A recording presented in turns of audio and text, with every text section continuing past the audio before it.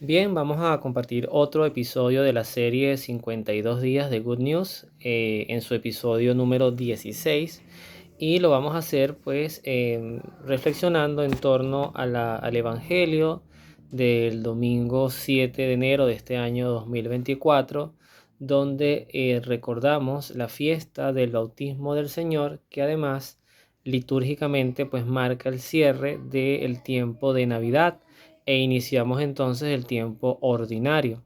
Esta fiesta además se celebra inmediatamente al día posterior a la Epifanía del Señor, la visita de estos sabios de Oriente, que representan pues la adoración de toda la ciencia, todos los poderes de todas partes del mundo en torno al Rey de Reyes y Señor de Señores. Y el Evangelio, que está tomado de San Marcos, capítulo 1, versículo del 7 al 17, nos va a recordar pues el momento importante en la vida de nuestra fe, en la vida de Cristo, que es su bautismo. La homilía que hoy hizo el Padre en la misa, el Padre que además me atrevo a citarlo, el Padre felicísimo de la comunidad de los redentoristas, no tenía desperdicio. Un Padre de más de 90 años que el 11 de enero de este año nos decía, va a cumplir 65 años de ordenado sacerdote, gloria a Dios. Y es de esos sacerdotes de vieja escuela, se dice, pero que además yo no me gusta decir eso, porque es que esa escuela no es vieja, es la escuela, de la escuela de la fe, que es la escuela que invita constantemente a la conversión, al encuentro con Dios. Yo, más allá de la reflexión que nos hacía el Padre, que era que, bueno, efectivamente Cristo no tenía por qué bautizarse, Jesucristo no necesitaba conversión, no tenía pecados y por ende no tenía nada que purificar. Pero este bautismo, yo le quiero dar un poquito la mirada a una frase que es cuando los cielos se rasgan. El texto dice, los cielos se rasgaban, se abrían. Imagínese usted una tela cuando usted la abre y se va rasgando, ¿no? Se va abriendo.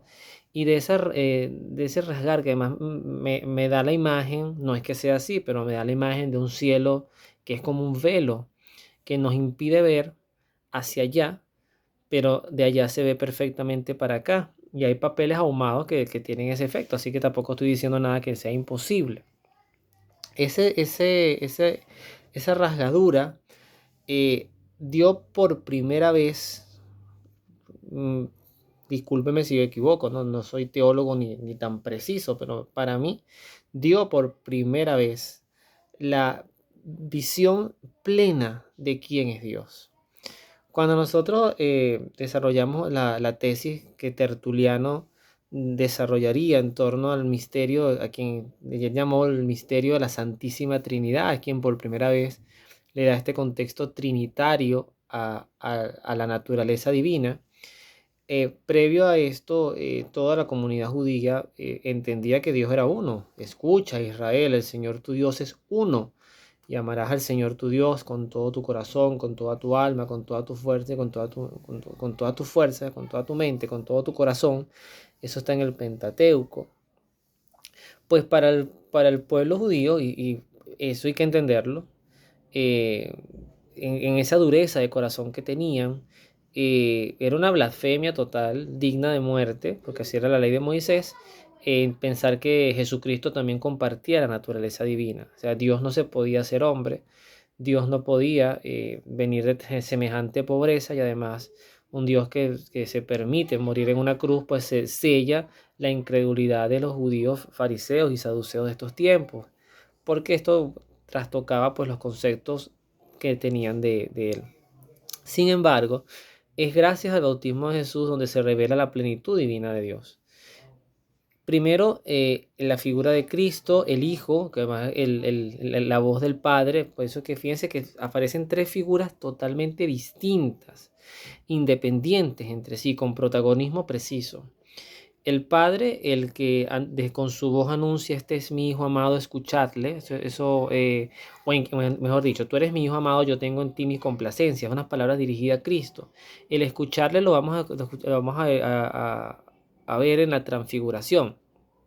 Pero este es mi Hijo, o tú eres mi Hijo amado en quien tengo mis complacencias.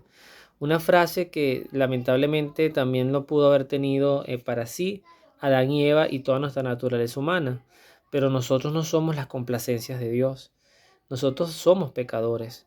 No por eso somos seres que no valgamos la pena, ni que Dios nos maltrate, ni nos haga sentir como cucarachas vivas. Al contrario, es tanto lo que Dios nos ama, es tanto lo que Dios apuesta por nosotros. Es un amor de locura, hasta la locura, como dice la canción, pues que prefirió Él asumir todo el peso del pecado en su propia naturaleza humana. Decía un sacerdote, de hecho está en el canal, si lo quieren buscar, es un de estos casi shorts, videos que hay ahora, el padre Nelson Medina, yo lo edité de un texto grande, cuando habla de que si Dios castiga, si Dios se enoja, y él decía, si ustedes quieren ver la ira de Dios, miren el cuerpo de Cristo. Yo no voy a entrar, tienen que escuchar el video para entender más esto, no quiero que si Dios es un sádico, un tirano, no, vean esto y lo entenderán y lo pueden profundizar mucho más quienes traten de entender el tema de la justicia divina y que hay pecados que no pueden quedar sencillamente impunes.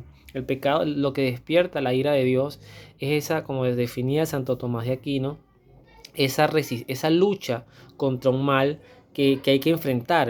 No podemos ser pasivos ante el mal hay que enfrentarlo, cueste lo que nos cueste.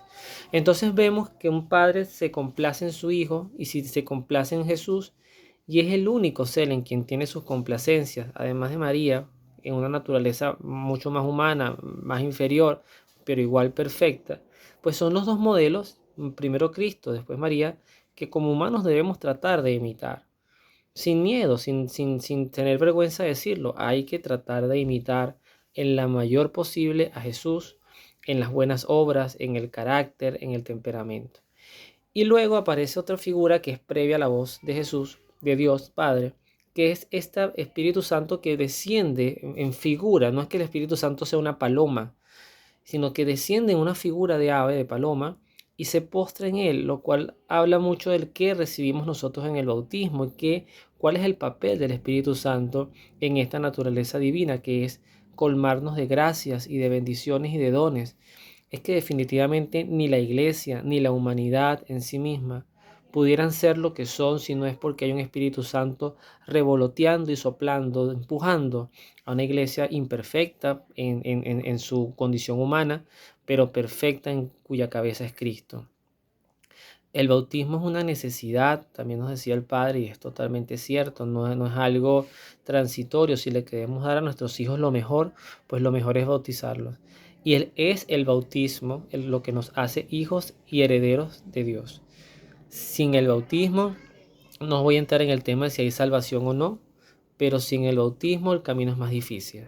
Es casi imposible. Es la aguja, esa que ponía Jesús, que es más fácil para un rico, es más fácil para un camello pasar por el ojo de una aguja, que era una puerta hecha a la medida del ser humano, que para un rico entrar en el reino de los cielos. Pues lo mismo quizás pudiéramos decir con el tema de estar o no estar bautizado. A los hijos hay que darle lo mejor.